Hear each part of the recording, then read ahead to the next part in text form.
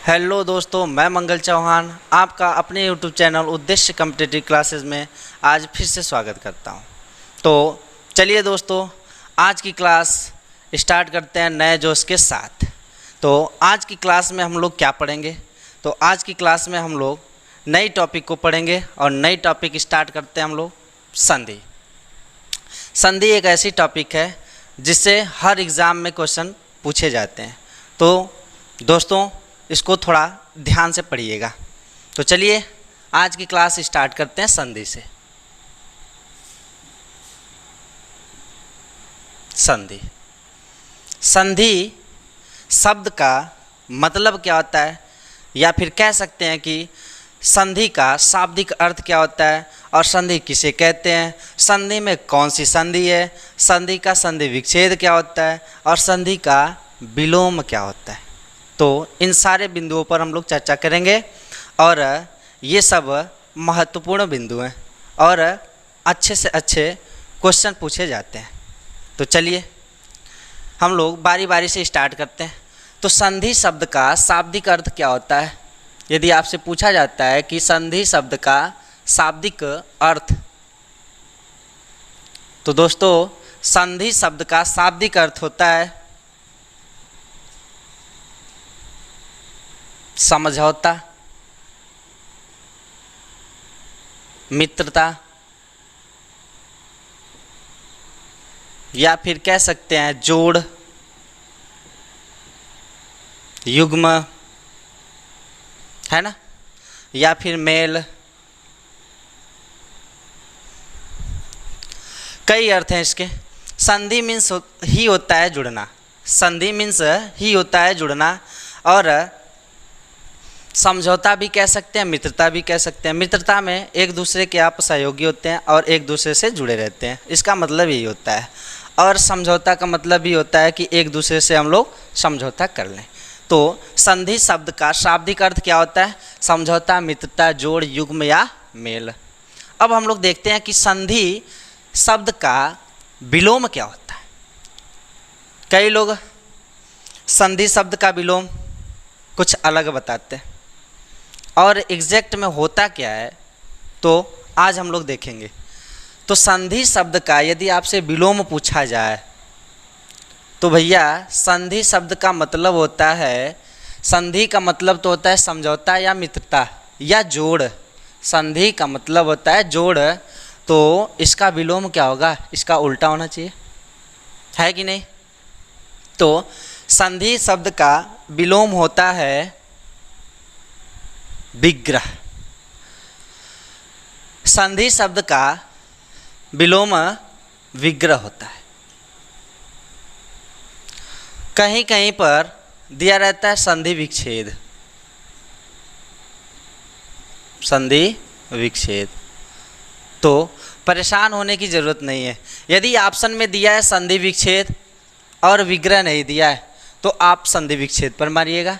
यदि संधि विच्छेद नहीं दिया है, ऑप्शन में दिया है विग्रह, तो परेशान होने की ज़रूरत नहीं है, क्योंकि संधि का विलोम यदि पूछा जाता है तो एग्जैक्ट और सही जो है विग्रह ही होता है, क्योंकि संधि का मतलब होता है जोड़ और विग्रह मीन्स होता है तोड़ना, ठीक है, अलग होना। तो संधि शब्द का विलोम क्या होगा? संधि शब्द का विलोम विग्रह या संधि विच्छेद। और देखते हैं हम लोग कि संधि का संधि विच्छेद क्या होता है। तो संधि का यदि संधि विच्छेद पूछा जाए तो सम धन धी होता है। और एक क्वेश्चन इससे पूछा जाता है कि संधि में कौन सी संधि है, संधि में कौन सी संधि है। तो संधि में यदि आपसे संधि पूछी जाए तो व्यंजन संधि बताइएगा। कौन सी संधि? व्यंजन संधि, है ना। अब व्यंजन संधि क्या है और ये संधि विच्छेद क्या होता है? तो संधि विच्छेद हम आप लोगों को बता देते हैं कि किसे कहते हैं। जैसे एक होता है समास और एक होता है समास विग्रह, तो दोनों का मतलब अलग अलग होता है। वैसे ही संधि की परिभाषा अलग होती है और संधि विच्छेद की परिभाषा अलग होती है। संधि विच्छेद किसे कहते हैं? तो संधि किए गए शब्दों को अलग करना ही संधि विच्छेद कहलाता है। संधि किए गए शब्दों को अलग करना ही क्या कहलाता है भैया? संधि विच्छेद कहलाता है। संधि किसे कहते हैं, संधि की परिभाषा देख लेते हैं। संधि की परिभाषा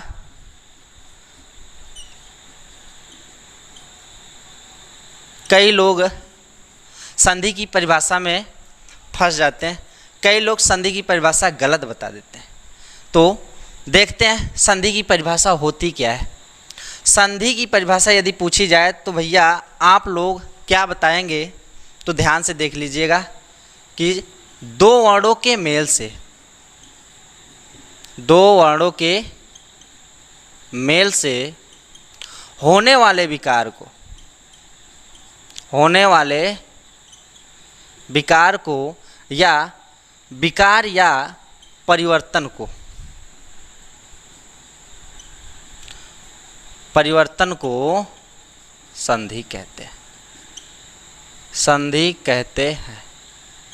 देखिए इसमें हमने क्या जोड़ दिया भैया, विकार या परिवर्तन। इसका मतलब क्या होता है, तो विकार शब्द का अर्थ ही होता है परिवर्तन, ठीक है।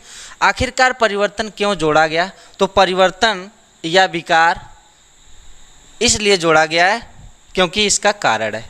देखिएगा हम आगे बताते हैं कि ये क्यों जोड़े गए और यदि ये परिभाषा में नहीं रहते हैं तो क्या संधि की परिभाषा सही हो पाएगी या होती है।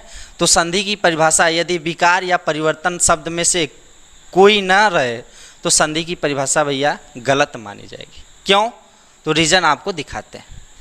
पहले तो देख लीजिए संधि की परिभाषा क्या होती है। दो वर्णों के मेल से होने वाले विकार, होने वाले विकार को क्या कहते हैं भैया, संधि कहते हैं। और संधि विच्छेद किसे कहते हैं, संधि किए गए शब्दों को अलग करना ही संधि विच्छेद कहलाता है, ठीक है। तो संधि की परिभाषा और संधि विच्छेद की परिभाषा समझ में आई। चलिए हम लोग आगे देखते हैं कि ये विकार शब्द क्यों जोड़ा गया, इसका मतलब क्या होता है। तो देख लीजिएगा, जैसे अत्याचार, अत्याचार शब्द है, अत्याचार शब्द में संधि है कि नहीं, या फिर पान वाला शब्द में संधि है कि नहीं, इसे हम लोग कैसे चेक करेंगे, तो देखते हैं। पहले तो इनका हम लोग संधि विच्छेद करेंगे।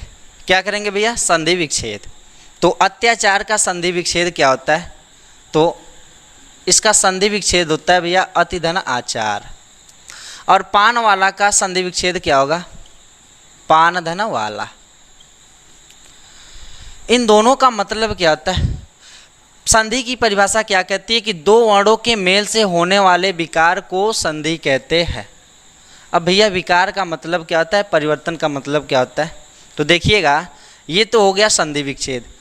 संधि किए गए शब्दों को अलग करना ही संधि विच्छेद कहलाता है। संधि विच्छेद हो गया, यहाँ भी संधि विच्छेद हो गया, है ना।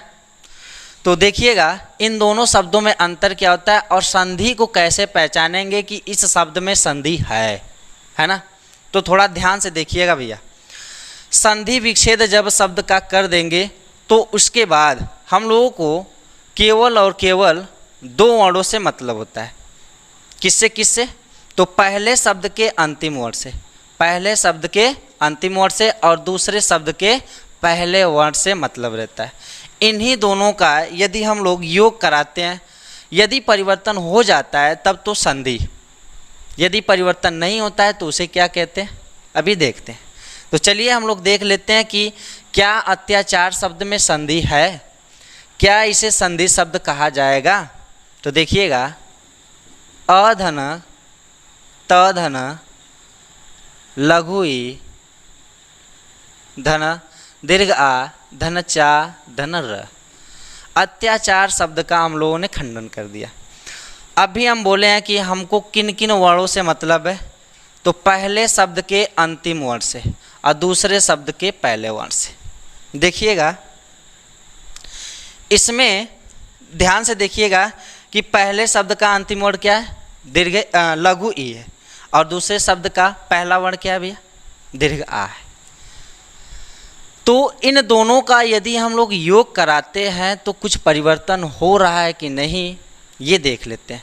तो जब लघु ई के साथ यदि कोई असमान स्वर का योग होता है तो लघु ई अपने जगह पर य में परिवर्तित हो जाती है और असमान स्वर की मात्रा जुड़ जाती है इसमें। ठीक है, ये जो है आगे हम आप लोगों को बताएंगे कि इसमें कौन सा नियम लग रहा है। परेशान मत होइएगा, केवल और केवल देख लीजिए कि क्या इसमें परिवर्तन हो रहा है परिभाषा के अनुसार। देखिए हम क्या बोले थे कि लघु ई का जब असमान स्वर से किसी असमान स्वर से यदि योग होता है तो अपने स्थान पर य में परिवर्तित हो जाती है और असमान स्वर की मात्रा इसमें जुड़ जाती है। तो दीर्घ आ की य में यदि मात्रा जोड़ेंगे तो क्या बनेगा, या बनेगा। और त जो है त में कोई स्वर की मात्रा नहीं जुड़ी है तो त आधा रह गया। देखिए 4 शेप है। अब क्या हम सभी वर्णों को यदि इकट्ठा कर लें तो क्या शब्द बनता है, अत्याचार बना कि नहीं। देखिए अत्याचार बना, यानी इन दोनों शब्द, इस शब्द में इन दोनों वर्णों को यदि हम लोग जोड़े हैं तो भैया कुछ परिवर्तन हुआ है कि नहीं। और जब परिवर्तन हो रहा है, परिभाषा क्या कहती है कि दो वर्णों के मेल से होने वाले विकार या परिवर्तन को क्या कहते हैं, संधि। यानी अत्याचार में हम लोग दो वर्णों का योग किए हैं तो परिवर्तन हुआ है, यानी अत्याचार शब्द में संधि है। अत्याचार शब्द में संधि है कि नहीं। अब देखिए पान वाला, पान वाला शब्द को यदि हम लोग विच्छेद किए हैं तो पान धन वाला मिला है, पान धन वाला मिला है। पा धन न धन वा धन ला।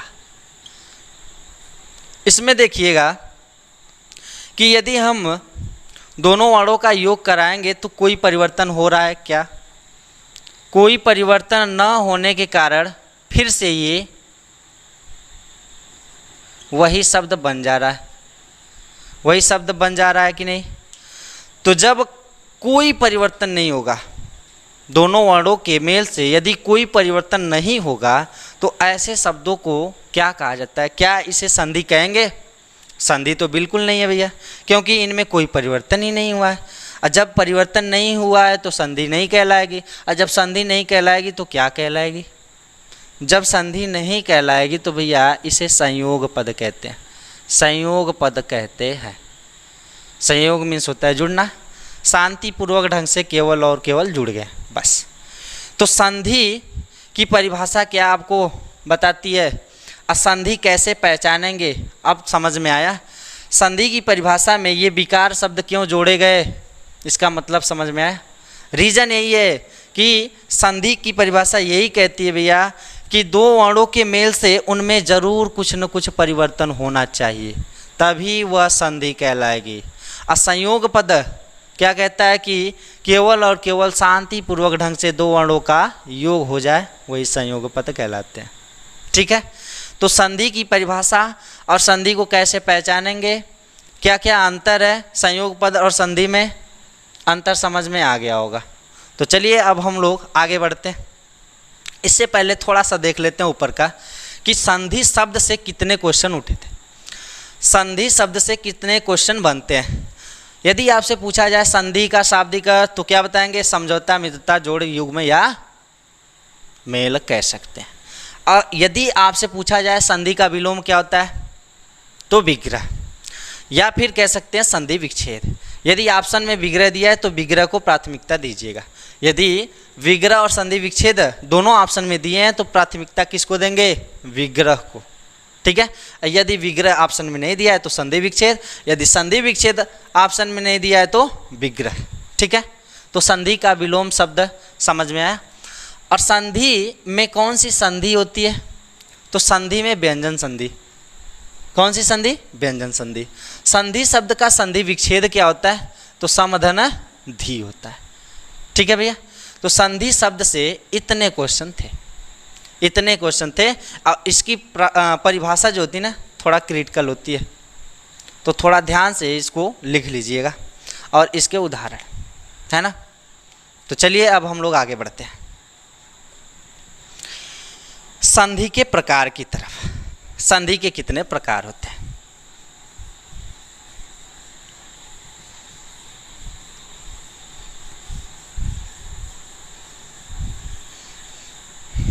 दोस्तों बस जुड़े रहिए हमारे साथ, देखिए संधि कैसे हम आप लोगों को पढ़ाते हैं। गारंटी देते हैं कि ऐसी संधि आप लोग नहीं पढ़े होंगे।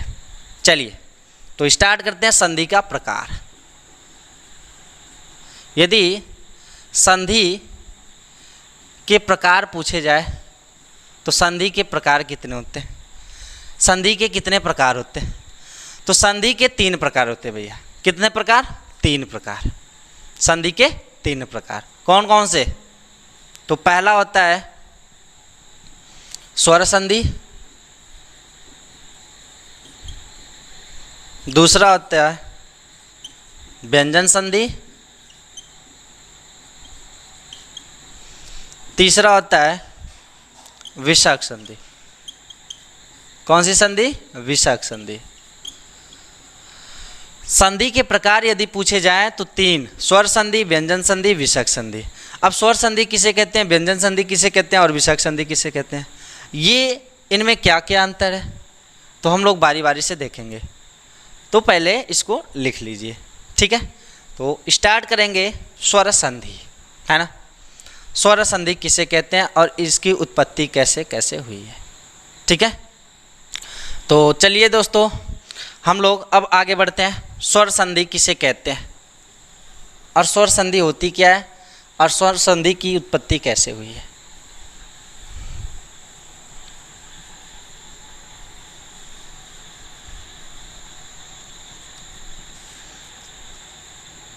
पहला प्रकार स्वर संधि।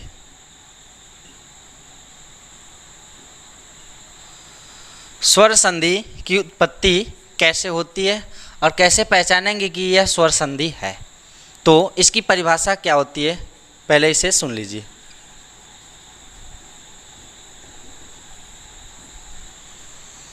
परिभाषा ये होती है कि 2 स्वरों के मेल से, 2 स्वरों के मेल से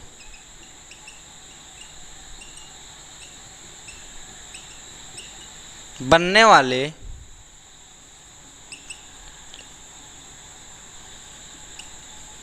शब्द को स्वर संधि कहते हैं। स्वर संधि कहते हैं, ठीक है। 2 स्वरों के मेल से बनने वाले शब्द को स्वर संधि कहते हैं। इसका मतलब क्या हुआ?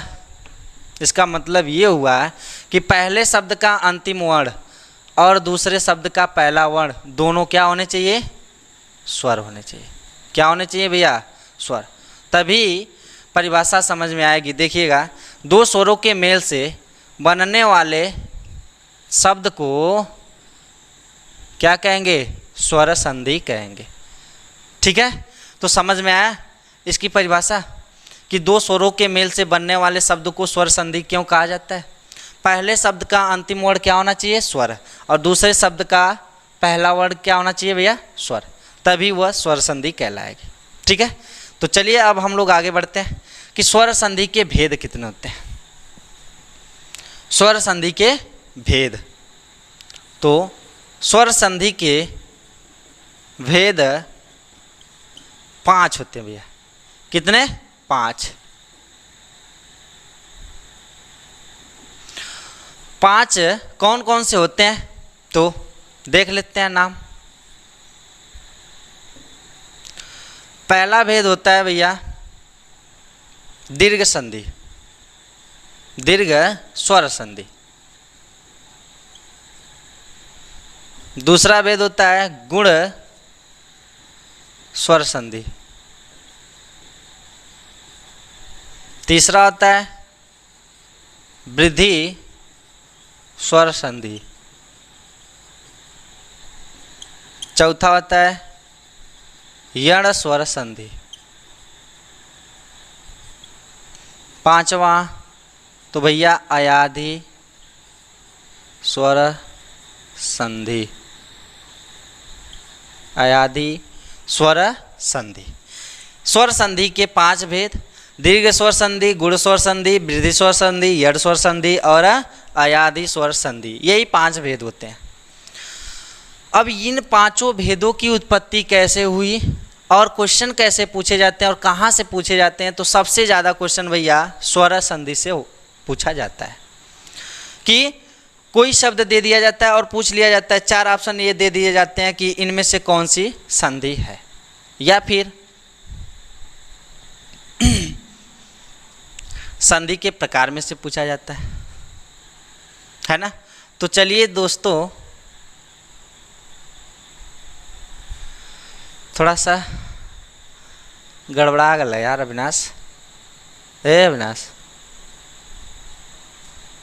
अच्छा पढ़े ले ला स्वर संधि के प्रकार पढ़े नहीं ना, हाँ पढ़े नहीं भाई, पढ़े नहीं। तो चलिए देखते हैं कि दीर्घ स्वर संधि की उत्पत्ति कैसे हुई, गुण स्वर संधि की उत्पत्ति कैसे हुई, वृद्धि स्वर संधि की उत्पत्ति कैसे हुई, यड़ स्वर संधि की उत्पत्ति कैसे हुई और अयादि स्वर संधि की उत्पत्ति कैसे हुई।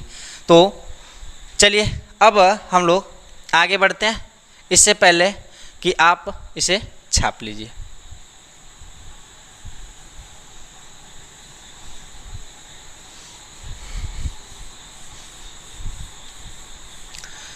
इनकी उत्पत्ति कैसे हुई है थोड़ा ध्यान से देखिएगा, क्योंकि कई लोग उत्पत्ति नहीं बताते हैं। देखिए 11 स्वर होते हैं, 11 स्वरों से ही स्वर संधि की उत्पत्ति हुई है। देखिएगा कैसे, अ आ इ ई उ ऊ री ए ऐ ओ औ।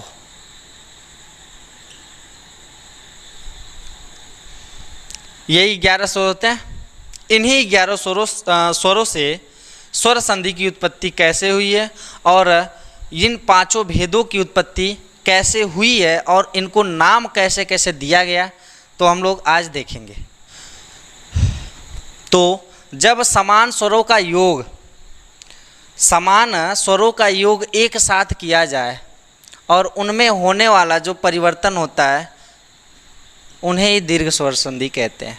कैसे देखिएगा, जब अ या आ का योग आपस में किया जाता है तो परिवर्तन क्या होता है, तो यहाँ से दीर्घ आ बनता है, और जब ई या ई का योग किया जाता है तो दीर्घ ई बनता है, और जब उ या उ का योग किया जाता है तो दीर्घ उ बनता है।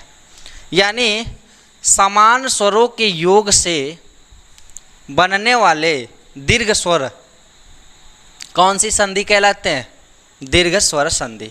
तो इन्हीं सभी स्वरों के मेल से बनी है दीर्घ स्वर संधि। कौन सी संधि भैया, दीर्घ स्वर संधि।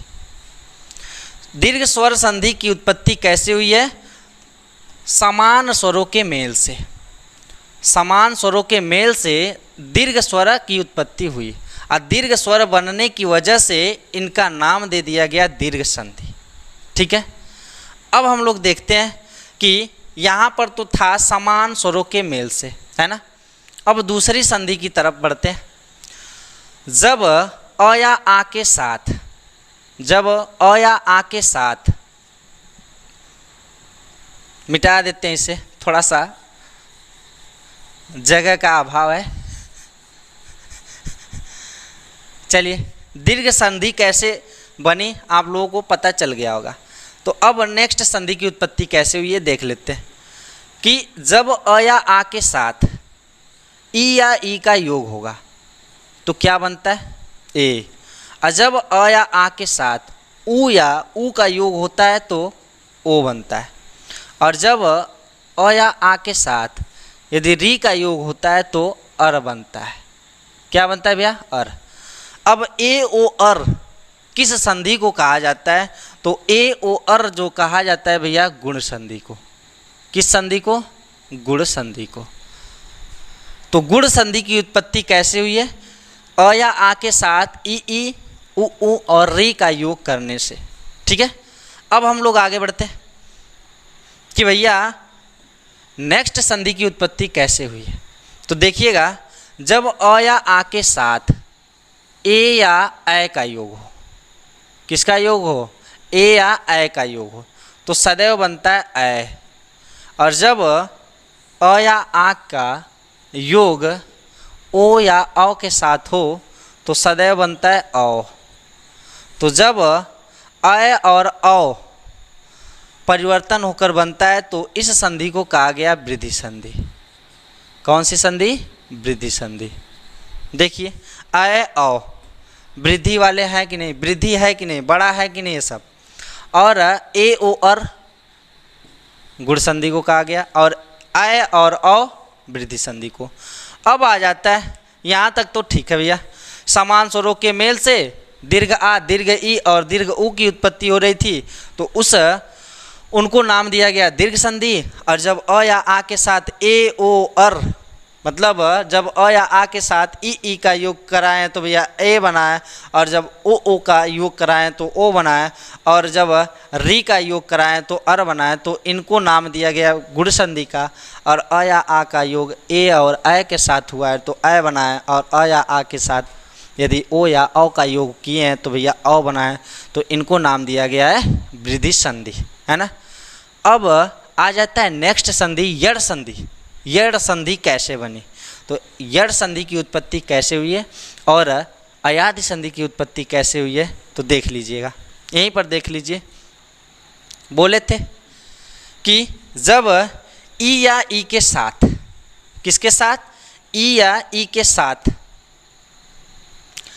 असमान स्वर, यानी इन दोनों को छोड़कर इन 9 स्वरों में से कोई स्वर का योग, ई या ई के साथ 9 स्वरों में से किसी भी स्वर का योग हो, तो ई या ई अपने स्थान पर य में परिवर्तित हो जाते हैं, और इन 9 स्वरों में से जो स्वर आया रहता है उसकी मात्रा जुड़ जाती है। वैसे ही उ या उ का योग यदि किसी असमान स्वर के साथ जुड़ता है तो उ या उ के स्थान पर व हो जाता है, और 9 स्वरों में से जो आया रहता है उसकी मात्रा जुड़ जाती है। और जब री के साथ असमान स्वरों का योग होता है तो री अपने स्थान पर र में बदल जाती है, और असमान स्वरों की मात्रा जुड़ जाती है। तो जब य व और र इनको कहा गया भैया आ जाए, जब य व और र आ जाए तो इनको कहा गया भैया यड़ संधि। कौन सी संधि, यड़ संधि। अब अयादि संधि की उत्पत्ति कैसे हुई है, तो यहाँ तक तो समाप्त भैया, री तक तो समाप्त। अब बच्चे हैं ए ऐ ओ औ, ए ऐ ओ औ। अब ए ऐ ओ औ से कैसे अयादि संधि बनी है, तो देखिएगा, जैसे इसमें असमान स्वर का योग करा रहे थे यड़ संधि में, वैसे ही अयादि संधि में भी असमान स्वर के साथ योग होता है।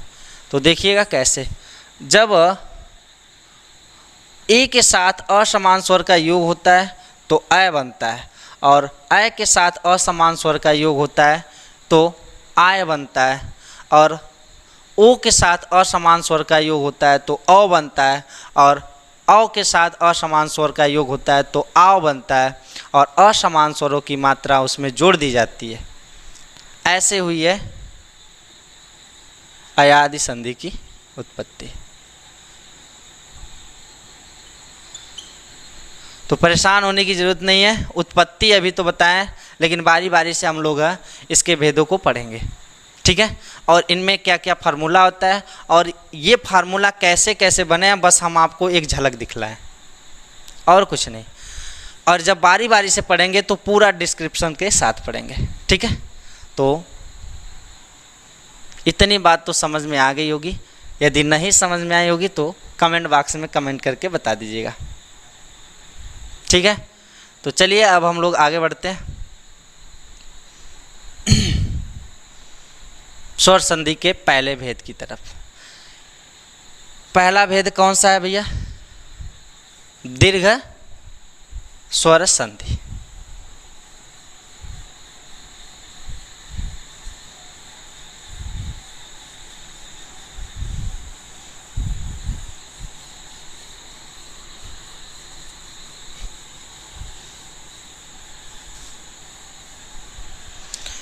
दीर्घ स्वर संधि की उत्पत्ति कैसे हुई है और दीर्घ संधि कैसे नाम रखा गया आप लोगों को समझ में आ गया होगा, है ना।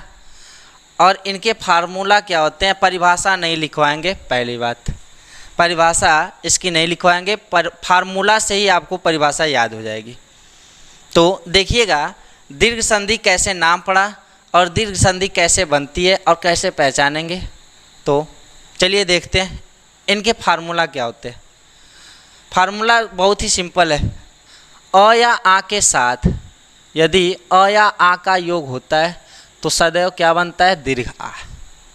यदि ई या ई का योग यदि ई या ई के साथ होता है तो सदैव दीर्घ ही बनता है। और उ या उ के साथ यदि उ या उ का योग होता है तो सदैव दीर्घ उ बनता है। यही होता है इसका फार्मूला। किसका फार्मूला भैया, दीर्घ संधि का। और इन्हीं से हम लोग पहचान लेंगे कि दीर्घ संधि के उदाहरण कैसे बनते हैं और कौन कौन से होते हैं, है ना। चलिए अ या आ का और इस अ या आ का मतलब समझ लेते हैं कि क्यों हम दो दो बार लिखे।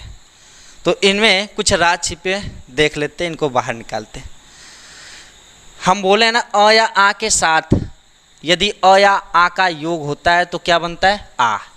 तो इसका मतलब क्या होता है कि जब पहले शब्द का अंतिम वर्ण अ और दूसरे शब्द का पहला वर्ण भी अ आ जाए तो सदैव क्या बनेगा, दीर्घा। यदि पहले शब्द का अंतिम वर्ण दीर्घ आ जाता है और दूसरे शब्द का पहला वर्ण अ आ जाता है तब भी क्या बनेगा, आ। और यदि पहले शब्द का अंतिम वर्ण आ और दूसरे शब्द का पहला वर्ण भी आ जाता है तब भी क्या बनेगा, दीर्घ आ। और यदि पहले शब्द का अंतिम वर्ण अ और दूसरे शब्द का पहला वर्ण यदि आ जाता है आ तब भी क्या बनेगा, दीर्घ आ। इसका मतलब यही था। इसमें चार चीज़ छिपे हुए हैं, कौन कौन से, यही देख लीजिए। यदि हम बोले कि अ या आ के साथ यदि अ या आ का योग होता है तो क्या बनता है, दीर्घ आ। इसका मतलब क्या हुआ, इतने नियम छिपे थे इसमें कि यदि आ के साथ अ का योग होगा तब भी आ बनेगा, आ का अ के साथ होगा तब भी आ बनेगा, और दीर्घ आ का दीर्घ आ के साथ यदि योग होता है तब भी दीर्घ आ ही बनेगा, और अ के साथ यदि आ का योग होता है तब भी दीर्घ आ ही बनेगा। सेम इन दोनों के साथ भी है। तो हमें उम्मीद है कि आप लोगों को समझ में आ गया होगा कि ये जो शॉर्टकट हम फार्मूला लिखे हैं इसका मतलब क्या है। चलिए उदाहरण देख लेते हैं। जैसे आ जाता है हिमालय। हिमालय शब्द में आप कैसे पहचानेंगे कि दीर्घ संधि है। ये तो दीर्घ संधि का ही उदाहरण है, लेकिन कैसे पहचानेंगे, तो छोटी सी ट्रिक है कि जब आपको संधि पूछा जाए तो देखिएगा शब्द के बीच में आपको क्या नज़र आ रहा है। जब शब्द के बीच में आपको दीर्घ आ, दीर्घ ई या दीर्घ ऊ में से कुछ भी नज़र आ जाए तो तुरंत मार दीजिएगा किस पर, दीर्घ संधि पर। ठीक है, ये तो पहला तरीका था पहचानने का। दूसरा तरीका क्या है कि कैसे दीर्घ संधि को पहचानेंगे, तो दूसरा तरीका ये है कि पहले तो विच्छेद करिए। हिमधन आलय, हिमधन आलय, इसका संधि विच्छेद क्या होता है भैया, हिमधन आलय। अब हिमालय में कैसे दीर्घ संधि है और हिमालय कैसे बना है, इन दोनों शब्दों के योग से। तो चलिए देख लेते हैं। दूसरा तरीका कैसे पहचाने, तो देखिएगा कि हम बोले थे कि पहले तो खंडन कर लीजिए। तो पहले शब्द का अंतिम वर्ण क्या है, अ, और दूसरे शब्द का पहला वर्ण क्या है, दीर्घ आ, ल धन या। खंडन करने के बाद हमको किन किन वर्णों से मतलब है भैया, तो केवल और केवल बीच वाले, पहले शब्द के अंतिम वर्ण और दूसरे शब्द के पहले वर्ण, बस इन्हीं दोनों से मतलब है। देखिए क्या क्या किन किन वर्णों का योग हो रहा है, तो अ और आ का। फार्मूला में देखते हैं कि अ और आ का यदि योग होता है तो क्या बनता है। यदि अ या आ का योग होता है तो क्या बनता है भैया, परिवर्तन के बाद दीर्घ आ। यानी दो वर्णों के मेल से अ या आ का यदि योग होता है तो यहाँ पर क्या परिवर्तन होता है, दीर्घ आ। दीर्घ आ मिला कि नहीं। हिम धन आ धन ल धन य। अब देखिए ये स्वर है, ये स्वर है, स्वर की मात्रा होती है, तो वह अपनी मात्रा किस पर लगाएगा, तो स्वर की मात्रा सदैव उसके पहले वाले वर्ण के साथ जोड़ी जाती है। तो दीर्घ आ की मात्रा किसके साथ जोड़ेंगे, म के साथ। तो देखिए म के साथ यदि आ की मात्रा जोड़ेंगे तो क्या बनेगा, माँ। अधन ल धन य। देखिए भैया हिमालय शब्द बना कि नहीं, जोड़ लीजिए, हिमालय। हिमालय शब्द बना कि नहीं, और समझ में आया कि नहीं। उम्मीद है कि आप लोगों को समझ में आ गया होगा। यदि नहीं समझ में आया होगा तो बता दीजिएगा, एक बार फिर से बता देंगे, ठीक है। चलिए दूसरे शब्द देखते हैं।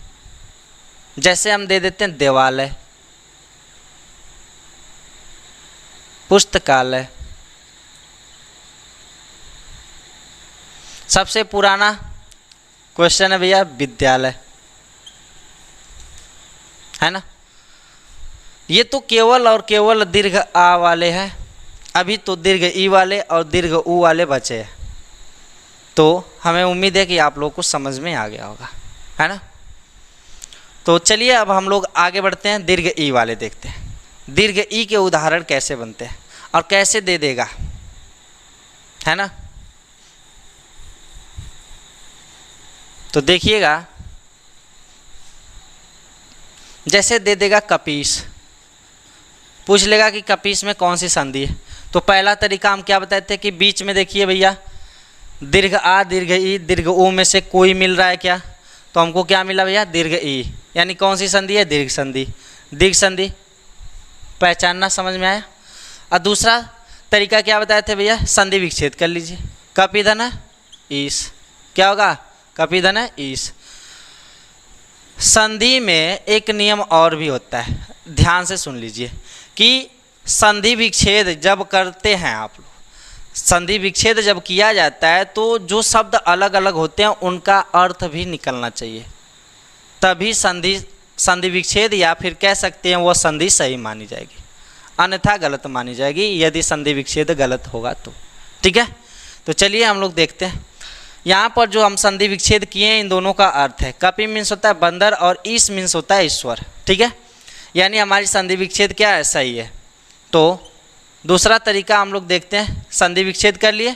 अब पहले शब्द का अंतिम वर्ण क्या हमको मिल रहा है, देखिए पहले शब्द का अंतिम वर्ण लघु ई और दूसरे शब्द का पहला वर्ण क्या भैया, दीर्घ ई। लघु ई और दीर्घ ई, लघु ई और दीर्घ ई का जब योग होता है तो क्या बनता है भैया, दीर्घ ई बनता है। यानी यह किस संधि का भैया फार्मूला है, दीर्घ संधि का है कि नहीं। तो दूसरा तरीका ये है, जोड़ लीजिए, ये स्वर है, इसकी मात्रा पहले वाले वर्ण के साथ जुड़ जाएगी। तो क धन प में जोड़ लीजिएगा दीर्घ ई की मात्रा, तो बन जाएगी आपकी क धन पी धन स। कपीस समझ में आया कैसे बना, इसकी उत्पत्ति कैसे हुई, और दीर्घ संधि कैसे पहचानना है आप लोगों को समझ में आया कि नहीं। अब देख लेते हैं दीर्घ ऊ वाला। ज़्यादा उदाहरण नहीं देंगे क्योंकि उदाहरण आप लोग प्रैक्टिस में जब करेंगे तो आप लोगों को मिल जाएगा, ठीक है। केवल हमारा काम है आप लोगों को सिखाना, ठीक है। आप लोगों को बस एक तरीका बताना कि कैसे संधि को पहचानते हैं और कैसे उसका संधि विच्छेद करते हैं, ठीक है। तो थोड़ा सा आप लोग प्रैक्टिस कर लीजिएगा, है ना। चलिए देखते हैं दीर्घ ऊ वाले। दीर्घ ऊ में आ जाता है, जैसे शब्द आ जाता है वधुत्सव, वधुत्सव। वधुत्सव का संधि विच्छेद क्या होगा, वधुत्सव का संधि विच्छेद होता है भैया वधु धन उत्सव। क्या होता है भैया, वधु धन उत्सव। अब देखिए कैसे पहचानेंगे, पहला तरीका देखिए क्या बोले थे, शब्द के बीच में दीर्घ आ दीर्घ ई या दीर्घ ऊ में से देखिएगा कि कोई मिल रहा है क्या। हाँ मिला भैया, क्या मिला, दीर्घ ऊ मिला। यानी दीर्घ ऊ किस संधि का भैया फार्मूला है, दीर्घ संधि का, यानी वह दुस्सव शब्द में कौन सी संधि? दीर्घ संधि। दूसरा तरीका क्या बताएं? संधि विच्छेद करके। देख लीजिए कि पहले शब्द का अंतिम मोड़ क्या है भैया? दीर्घ ऊ है, और दूसरे शब्द का लघु ऊ है। तो दीर्घ ऊ और लघु ऊ का जब योग होता है तो क्या परिवर्तन होता है दोनों को जोड़ने के बाद? दीर्घ ऊ में। जब दीर्घ ऊ हमको पता है भैया किस संधि में आता है भैया? दीर्घ संधि में। तो दूसरा तरीका भी समझ में आया कि नहीं? दीर्घ संधि के अब उदाहरण आप लोग पहचान लोगे कि नहीं? पहचान लोगे कि नहीं भैया? तो चलिए हम लोग अब थोड़े से कुछ उदाहरण को लिख लेते हैं होमवर्क के रूप में, है ना? फिर आप लोग उसको हल कर लीजिएगा और तोड़ लीजिएगा, जोड़ लीजिएगा। यदि तोड़ना और जोड़ना सीख गए तो दूसरा तरीका भी आसान हो जाएगा आपके लिए, और पहला तरीका तो आप लोगों को बता ही दिए, है ना? तो थोड़ा सा आप लोगों के लिए होमवर्क रहेगा। और इतनी बात समझ में आई है कि नहीं?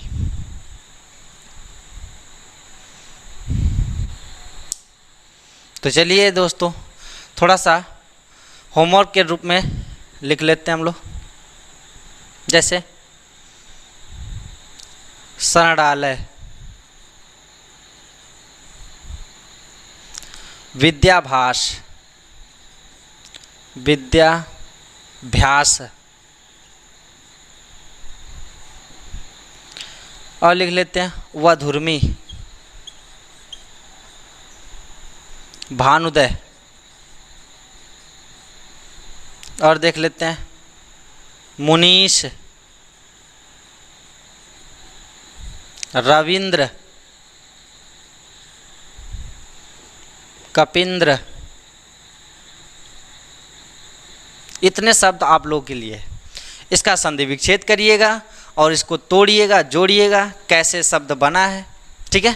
फिर इसके बाद हम लोग अगली संधि पर